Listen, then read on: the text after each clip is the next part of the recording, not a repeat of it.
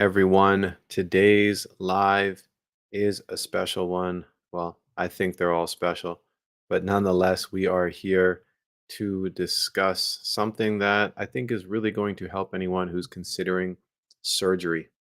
Okay. And so I've been having a lot of conversations lately with clients about this idea of back surgery. Matter of fact, I have clients who have had one, two, uh, or more back surgeries, and then they're still left wondering, like, well, I had all the surgery, I fixed the problem. Why am I still dealing with this? Right. And so there really is a false security around surgery. And so I want to have that discussion today about what you can do instead of thinking about surgery. Okay. So I want to enlighten you with some stats, some figures, and then what my experiences have been dealing with people. Okay. So a lot of people think that back surgery is like the finish line, you know, like once they've had it, the pain is gone for good. They're like, hey, I fixed it. But the reality is, and the stats say this, is that up to 40% of people still experience pain after surgery. There's a condition known as failed back surgery syndrome. Okay. And so essentially, what this really comes down to is if you do not fix the root cause of why you had the surgery, then it isn't fixed. So, like how you move, how you sit, how you train, how you recover, or how much you do of those things, how and how much. If you don't fix those things, you're really just waiting for the next breakdown. And like I said, I've had multiple clients come to me after their second or even third surgery. Right. So if surgery alone was a solution, then they wouldn't need my help. Okay. Um, so the biggest mistake I see all the time is someone has a surgery, they rest for months, then they jump right back into the life exactly the same way. And the stats don't lie on this. The best estimate for back pain reoccurrence within a year is about 33%. So if nothing changes, nothing changes, as they say, right? So going back to old movement patterns is really like putting a cracked tire on a car or expecting it to drive smoothly, right? You're not going to have the outcome that you're looking for long term, right? This is again, it really is a long term play here, and that's really what you want to be looking for is long-term results. Okay. And so essentially what happens is all this stuff that you did, living in your life, whatever, builds, and boom, you have your back injury moment where you have like the sciatica, the disc bulge, and then you suffer, and then you get the surgery, and then they get rid of that, the outcome of all this stuff that built up, right? That's gone. But you've set yourself back to zero. So it might take a year or 2 years or 3 years or 5 years, and then boom, happens again. Why? Well, because you've done the same things. You did get the reset, but now you did the same things, and you probably haven't even fixed any of the issues. And so you're just left back to kind of going back to where you started. So really, like, if you're thinking about rehab, obviously it's good. You need rehab. I'd be surprised uh, if I said this, that there's people that I've talked to that I said, "Well, what was your rehab after surgery?" And they said there wasn't any. I was like, "What do you mean? Like you just didn't do it?" They're like, "No, no, they just told me to like walk and like go swimming and stuff like that and like rest." And I almost like my head almost explodes. But that's a whole other conversation because even when people get traditional rehab, it's really good in the short term, right? It gets them back to getting out of the vulnerable stage that they may have been in, like after surgery, right? It builds up. It just makes sure that they're functioning properly. But if you only do like these exercises get better, and you never build up proper movement patterns that are more complex, more dynamic, you're still at risk, right? So like imagine like you do some rehab and then like it's been 6 weeks and they're like, okay, you can go out to stuff, start slow. But you haven't really fixed the fact that like you don't actually use your posterior chain, you don't use your hamstrings properly, your glutes, or you're overloading your back, or you're sitting too much all day, and then you're just going out and playing vigorous sports. So you don't fix that, well, you're still at risk, right? And so here's a scary fact for you. If you need a second back surgery, the success rate of the surgery drops to 30%. And a third surgery, it drops to 15%. By a fourth, it's only 5%. Imagine getting four back surgeries. Now, I know there's some special situations where people require maybe some surgeries and maybe it's gone too far. But I've talked to people who've just gotten the surgery and then they're hurt, and then their doctor's like, "Well, let's do another one." Not asking them anything about what they've been doing in between, not challenging them at all to fix some of these things. Like, "Oh, we'll just do another one." And like I said, so I've worked with these clients, and some of them, they thought that the next surgery was going to fix their pain, and they ended up in the same cycle, right? If surgery alone fixed them, again, I wouldn't know them. Period. Um, so let's say your car's alignment is off and it's ruining your tires. Okay, I don't know nothing about cars, but here's an analogy I put together. If you just keep replacing the tires without fixing the alignment, you'll have the same problem. Okay, so it's essentially like your back. Surgery is the new tire, but unless you fix how the car is moving or how you move and support your spine, you're just waiting for another injury. As simple as that. So, what you need to do instead is play the long game. And this is really how I changed my mindset on back pain. So I really used to worry about having to deal with back pain for the rest of my life. And I remember that moment like very clearly. I remember the moment of being like, I'm going to have to deal with this for the rest of my life. What the heck? Because at that point, I was doing it a morning routine. I was taking care of my back and like doing all these things, and I was feeling great. But then I was like, oh my goodness, I'm gonna have to do this forever. This is just never going to end. Will I just always have to think about it? But then eventually, like you have those moments, and you're like, oh my goodness. But then I calmed down and I stopped, and like it stopped being overwhelming because I started seeing it more as like brushing my teeth, just small daily habits. It changed everything, right?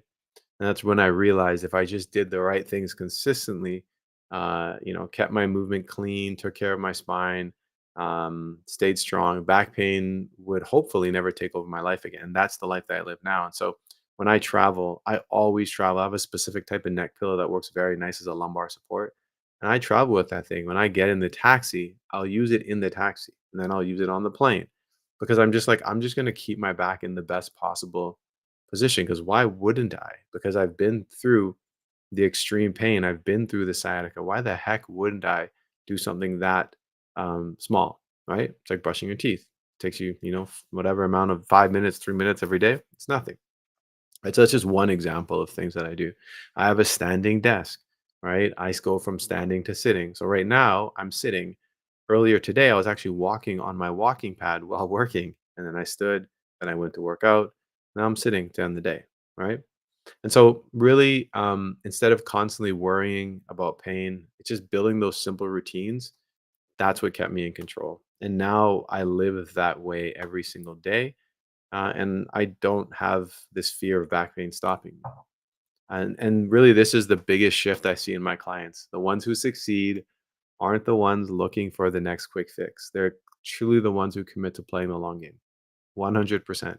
And the ones, how excited I am when someone's like, "Hey, I got my standing desk," or "Hey, I've been I'm going from sitting to standing at work, and I'm really feeling a difference." It's the things we do every single day that matter the most. It's not going to be one training protocol that's going to fix it. You need to tackle this holistically: training, lifestyle, mental mindset, everything. Okay, so the good news with all this is more than 90% of back pain cases can be treated without surgery. And that's good because a lot of us have had back pain. Some people have just had it, once in their life at one time, their back locked up. And other people, it happens often. Like me, it used to happen all the time until I got sciatica. And then I was like, oh crap, this is serious. So what actually works? Spine hygiene. So spine hygiene is using the lumbar support. So it's essentially all the things you can do to support your body in everyday life.